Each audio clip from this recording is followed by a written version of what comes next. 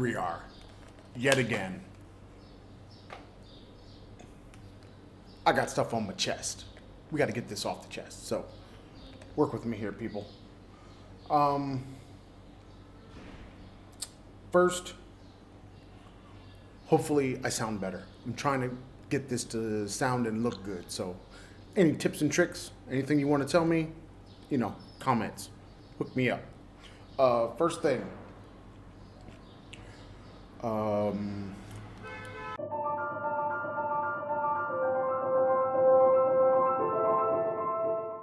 there's more to grammar than verb tenses.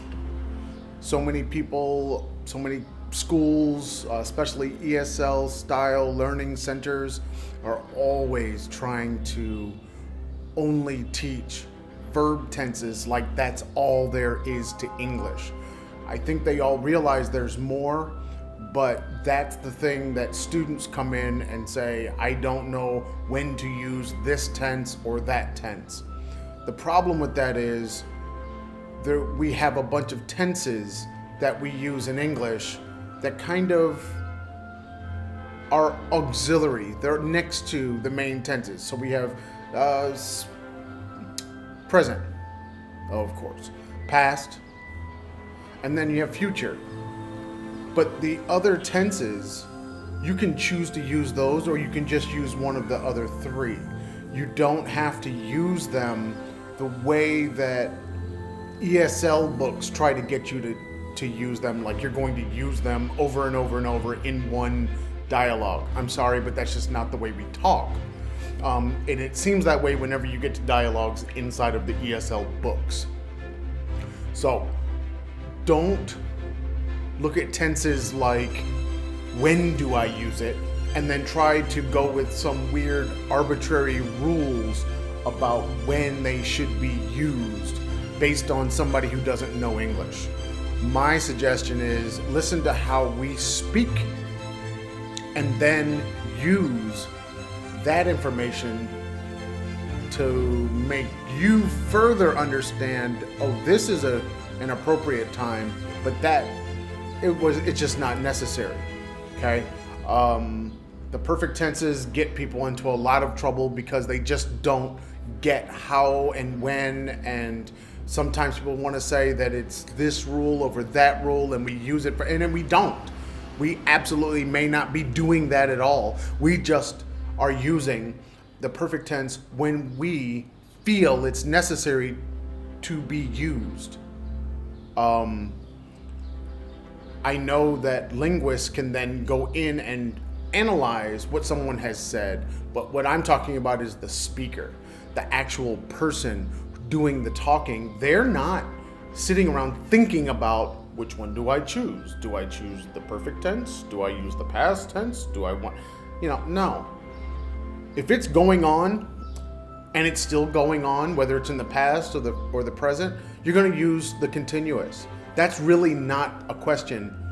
But if it's in the past, you might have more than one choice. If it's something you have done in the past, you're going to have other choices. And that's what you need to understand. Learn the tenses that are in your ESL books, in your English classes, in your remedial classes. You learn it. But then the usage of it, that's when you need to go into how are people talking in interviews?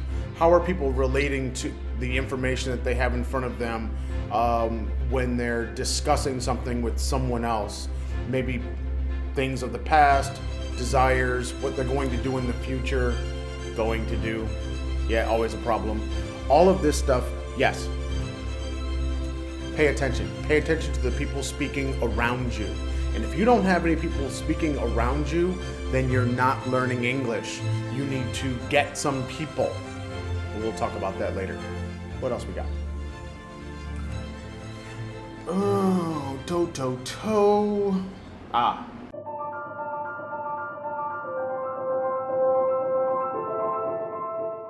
All right, so everybody always asks me, what should I use? Should I read novels? Should I watch YouTube videos? Should I always tell people, listen to podcasts. Should I listen to podcasts? Should I listen to music? What should I do? And I always give the exact same answer. Do what you like. Stop trying to look for the golden method. There isn't one. You need all of them. All of them have their place. I am less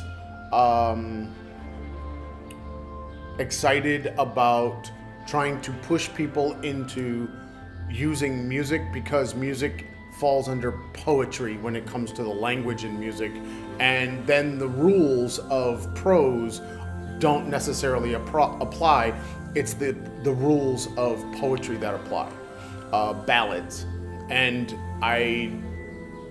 for those early on in their ESL world, yes, they can use it to try to pick out some words, but in a lot of ways it becomes just more confusing. Yes, they can sing the song, but then they still don't understand what the song means.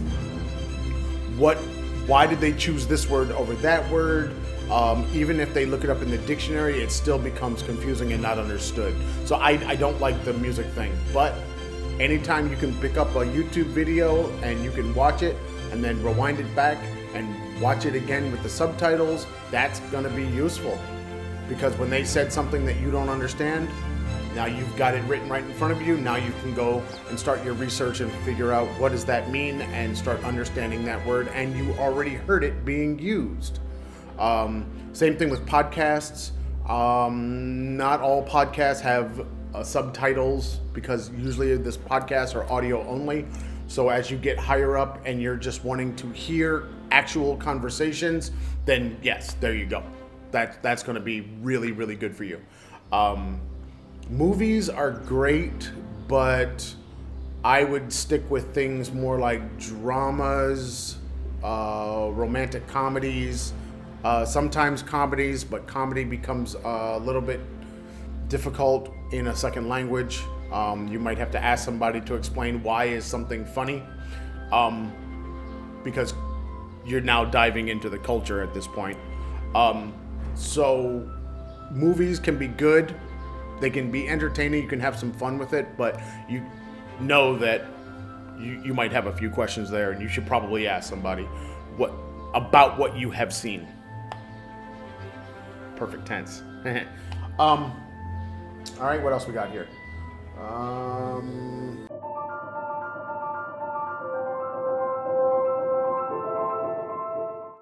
I said my next thing was multimedia to consume. I did list them. I said podcast, films, music, fiction, nonfiction. Yes, you need to read novels. Novels are going to be really, really important.